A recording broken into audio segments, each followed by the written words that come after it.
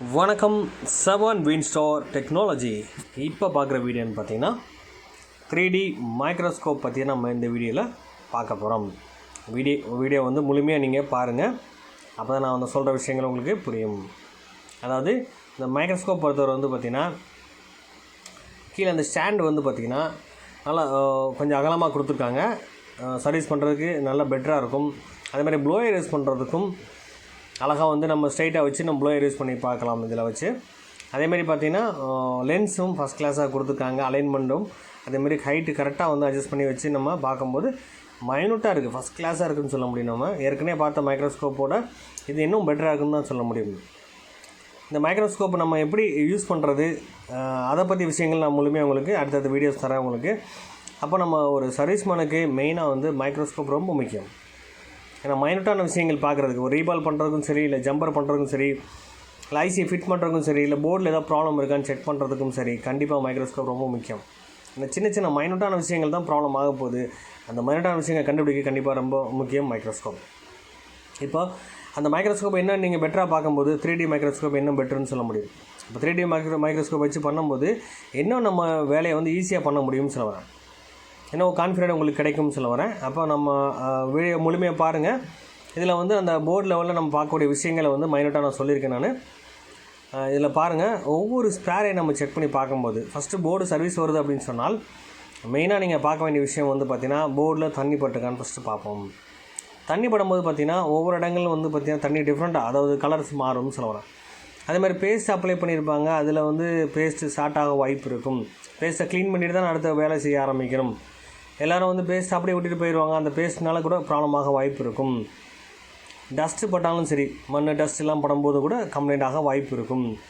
சில ஸ்ட்ரிப் லைனில் வந்து பார்த்திங்கன்னா டஸ்ட்டு பட்டிருக்கும். அதை மறுபடியும் நம்ம ஸ்ட்ரிப்பை அந்த டஸ்ட் இருக்கான்னு கவனிக்காமல் நம்ம ப்ரெஸ் பண்ணும்போது அந்த பின் உடைய வாய்ப்பு இருக்கும், கனெக்டர்லாம் டேமேஜ் ஆக வாய்ப்பு இருக்கும். அப்போ பெரும்பாலும் நம்ம பண்ணுற தப்புனால தான் அதிகபட்சம் வந்து ஃபால்ட் ஆகும்னு தான் சொல்ல வரேன் நான்.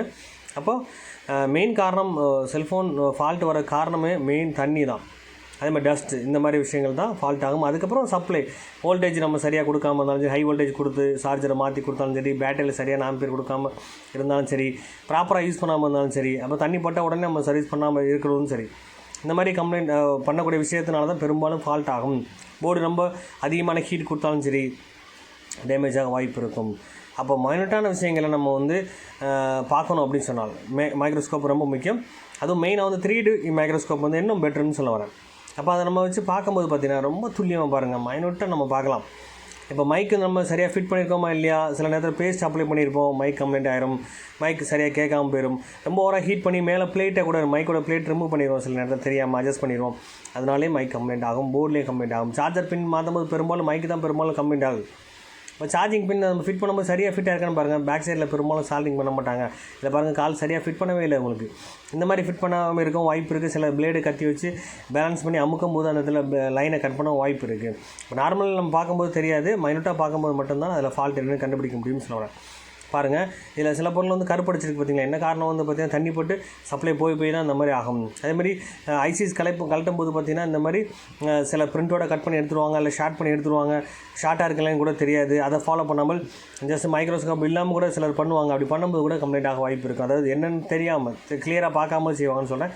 இப்போ இந்த மாதிரி ஸ்பேர்ஸ் பாருங்கள், காயில் ஃபுல்லாக கம்ப்ளீட்டாக அரிச்சிருக்குது, துருப்பிடிச்ச மாதிரி இருக்குது. இப்போ இதனாலேயும் கண்டிப்பாக ஐசிக்குள்ளேயும் ஃபால்ட்டாக வாய்ப்பு இருக்குது. அதாவது எல்லா ஐசிலையுமே அந்த க்ளூ கொடுத்து வைக்கிறது கிடையாது. பெரும்பாலும் ஐசிக்குள்ளே பவர் ஐசி மற்ற இடங்கள் பார்த்திங்கன்னா க்ளூ இல்லாமல், அதாவது சுற்றியை வந்து வாட்டர் தண்ணி போகாமல் இருக்கிறதுக்கு அந்த கம் கொடுத்துருப்பாங்க, அந்த க்ளூ கொடுத்துருப்பாங்க. அந்த க்ளூ எதுவுமே இல்லாமல் இருந்தாலும் ஐசிக்குள்ளே தண்ணி போக வாய்ப்பு இருக்கும். அதனாலேயும் ஃபால்ட்டாக வாய்ப்பு இருக்கும். இந்த மாதிரி கனெக்டரில் வந்து பெரும்பாலும் தண்ணி போட்டு ஷார்ட்டாக வாய்ப்பு இருக்கும். அதே மாதிரி பேஸ்ட், அதை நம்ம வந்து ஒரு பிளேட்டை கழட்டும் போது பார்த்திங்கன்னா பிரிண்ட்டோட கட் பண்ணி எடுத்துருவாங்க. அந்த பாருங்கள், ட்ராக் கட் ஆகிருக்கு. இதை நீங்கள் மைனூட்டாக பார்க்குறதுக்கு மைக்ரோஸ்கோப் கண்டிப்பாக முக்கியம். 3-4 லேயர் வருதுன்னு சொன்னால் அந்த 4 லேயரையும் நம்ம இன்னும் மைனூட்டாக துல்லியம் பார்க்குறதுக்கு கண்டிப்பாக மைக்ரோஸ்கோப் தேவைன்னு சொல்கிறேன். இப்போ இந்த மாதிரி வந்து நம்ம டேமேஜ் பண்ணாமல் ப்ராப்பராக சர்வீஸ் பண்ணணும், டேமேஜ் இருக்கான்னு தெரிஞ்சுக்கணும்னு சொல்ல வரேன்.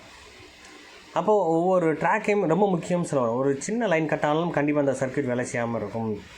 அப்போ நம்ம எல்லா லைனுமே கண்டிப்பாக துல்லியம் பார்க்கணும் அப்படின்னா கண்டிப்பாக சர்க்யூட் ஃபாலோ பண்ணி மைக்ரோஸ்கோப் வச்சு பார்த்தீங்கன்னா பெட்டராக இருக்கும். இதில் பாருங்கள், கத்தியோ பிளேடை வச்சு நம்ம நிறைய கட் பண்ணியிருக்காங்க தெரியல. இதில் இந்த இடத்துல பாருங்கள் மைனூட்டாக இருக்குது. ஜூம் பண்ணி உங்களுக்கு காட்டுறேன் பாருங்கள். இவ்வளோ மைனூட்டான விஷயங்கள் நம்ம வந்து இந்த மைக்ரோஸ்கோப் வச்சு துல்லியமாக பார்த்துடலாம். இந்த ட்ராக் கட்டான லைன் நம்ம சரி பண்ணாலே இதில் வரக்கூடிய ப்ராப்ளத்தை கண்டிப்பாக சால்வ் பண்ண முடியும்னு சொல்லுவேன். அதிகபட்சம் வந்து பார்த்திங்கன்னா நம்ம வந்து நம்மளோட பேலன்ஸை கொடுத்து சர்வீஸ் பண்ணவே கூடாது. அதேமாதிரி ஐசியோட ட்ராக் நல்லா இருக்கா, இப்போ ரீபால் பண்ணுறோம் அப்படின்னு சொன்னால் அந்த ப்ராப்பராக வந்து அதில் பேஸ்ட் எதாவது பட்டிருக்கா, ஹைட்டு முன்ன பின்ன இருக்கா, இதெல்லாம் நம்ம செக் பண்ணி பார்த்துட்டு அதேமாதிரி ரீபால் பண்ணதுக்கப்புறம் ப்ராப்பராக அந்த பாலிங் ஆகிருக்கான்னு செக் பண்ணுறது கண்டிப்பாக மைக்ரோஸ்கோப் முக்கியம். நார்மல் கண்ணில் பார்க்க முடியாது. நார்மல் மைக்ரோஸ்கோப் யூஸ் பண்ணாலுமே இந்தளவுக்கு மைனட்டாக தெரியவும் செய்யாதுன்னு சொல்ல வரேன். அப்போ 3D மைக்ரோஸ்கோப் வச்சு பண்ணும்போது இன்னும் துல்லியமாக நம்ம பார்த்துட்டு கண்டிப்பாக இன்னும் தெளிவாக நம்ம சர்வீஸ் பண்ண முடியும்னு சொல்ல வரேன். அதுமாதிரி பெரும்பாலும் இந்த டிஸ்பிளே கனெக்டரில் பெரும்பாலும் கம்ப்ளைண்ட் வருது. டிஸ்பிளேயும் சரி இல்லை போர்ட்லேயும் சரி கனெக்டரில் கம்ப்ளைண்ட் ஆக வாய்ப்பு இருக்கும். சரியாக ப்ராப்பராக சால்டிங் பண்ணியிருக்க மாட்டாங்க. இந்த மாதிரி ப்ராப்பராக சால்டிங் இருக்கான்னு செக் பண்ணி கூட இதில் பார்க்கலாம். இதில் தண்ணி போட்டு அடிச்சிடும், இல்லை ஹை வோல்டேஜ் லைட்டிங் லைனில் ஹை வோல்டேஜ் வரும். அதனால் கூட நம்மளுக்கு கண்டிப்பாக ப்ராப்பராக ஃபிட் ஆகிருக்காது, இல்லை கருப்படிச்சிருக்கும், ஷார்ட் ஆகிருக்கும். அதை மைனூட்டாக பார்க்குறது கண்டிப்பாக நம்மளுக்கு இந்த 3D மைக்ரோஸ்கோப் ரொம்ப யூஸ்ஃபுல்லாக இருக்குதுன்னு சொல்ல வரேன். அப்போது அந்த டிஸ்பிளே லைனில் வரக்கூடிய ஸ்பேர்ஸ் ஏதாவது டேமேஜோ லீக்கேஜோன்னு கண்டுபிடிச்சலாம். இந்த பாருங்கள் டயோடு வந்து கொஞ்சம் விலகி இருக்குது பாருங்கள்.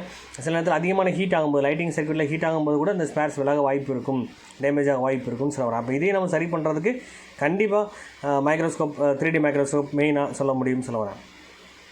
இது மாதிரி அடுத்தது அப்டேட் கான்செப்ட் என்னென்ன டூல்ஸ் வருதோ அதை பற்றி நான் உங்களுக்கு வீடியோஸ் தரேன்னு சொன்னேன் நான். அதேமாதிரி அடுத்தடுத்த விஷயங்கள் நான் உங்களுக்கு தரேன் நான். அதேமாதிரி மெயினாக இப்போ ஒரு ஃபால்ட்டுக்கு வந்து எந்த மாதிரி ஃபால்ட் அதிகமாக உங்களால் வந்து ரெடி பண்ண முடியாத கான்செப்ட் எது இருந்தாலும் கண்டிப்பாக நீங்கள் கமெண்ட் பாக்ஸில் கமெண்ட் கொடுங்க. கண்டிப்பாக அதுக்குரிய வீடியோஸ் நான் உங்களுக்கு தரேன். நான் உங்களுக்கு இந்த பாருங்கள் சென்சார் பார்த்தீங்க, ஃப்ராக்சிமீட்டர் சென்சாரில் பாருங்கள், இதான் ஃப்ராக்சிமீட்டர் சென்சார். அதில் பாருங்கள் சென்சார் அந்த கலர் தெரியுது பார்த்தீங்களா, எவ்வளோ மைனூட்டான விஷயங்கள் நம்ம துல்லியமாக இதில் பார்க்க முடியுது. இது மாதிரி வந்து பார்த்திங்கன்னா பெரும்பாலும் ஃபால்ட் ஆகும்போது டஸ்ட்டு தண்ணி போட்டு ஷார்ட் ஆகி இந்த மாதிரி டேமேஜ் பண்ணி தான் ஃபால்ட் ஆகும். அதான் மெயினாக அதேமாதிரி ட்ராக் முக்கியமான ட்ராக் லைனும் நம்ம இதில் துல்லியமாக தெரிஞ்சுக்க முடியும். சர்க்யூட்டில் இல்லாத லைன் கூட நம்ம இதில் ஜூம் பண்ணி பார்த்து கூட கண்டுபிடிக்க முடியும். அதே ட்ராக் சீரிஸாக இருக்கா, பேரலாக இருக்கா, இல்லை தண்ணி பட்டிருக்கா, இந்த மாதிரி விஷயங்கள் நம்ம கண்டுபிடிக்க முடியும்னு சொல்கிறேன். இந்த மாதிரி வந்து அப்டேட் விஷயங்கள்லாம் வந்து அடுத்தடுத்து தரேன் உங்களுக்கு. இந்த வீடியோ பிடிச்சிருந்தா லைக் பண்ணுங்கள், ஷேர் பண்ணுங்கள், கமெண்ட் பண்ணுங்கள், சப்ஸ்கிரைப் பண்ணுங்கள், பெல் பட்டனை மறக்காமல் கிளிக் பண்ணுங்கள். Thank you friends.